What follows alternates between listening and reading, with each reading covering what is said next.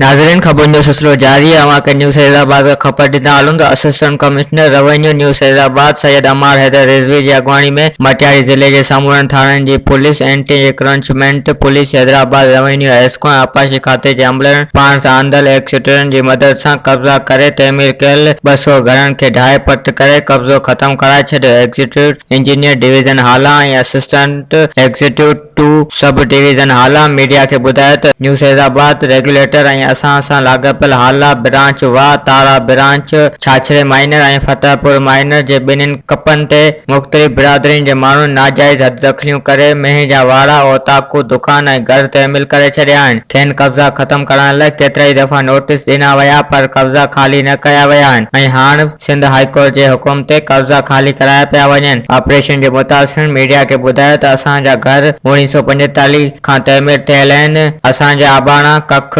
मुतबादिल घरनि ॾियण खां सवाइ ढाहे असांजो करोड़नि रुपयनि जो नुक़सानु कयो वियो आहे ऐं सख़्त सर्दी जे मौसम में असांखे अज़ियतनाक ज़िंदगी गुज़ारण ते मजबूर कयो वियो आहे। ॻोठाणन वज़ीर आला सिंध ऐं तक मां चूंडियल पीपल्स पार्टी जे असेंबली मेंबरनि MNA मखदूम जमील ज़मा ऐं सूबाई वज़ीर रेवेन्यू मखदूम महबूब ज़मा जिन खे वार करण जी अपील कई आहे ऐं मुतालबो कयो त खेनि मुतबादिल घर तइमीर करे ॾिना वञनि। वधीक ख़बरनि ऐं तफ़सील जे लाइ विज़िट कयो असांजी वेबसाइट awami news hd.com ऐं ॾिसंदा रहो awami news hd।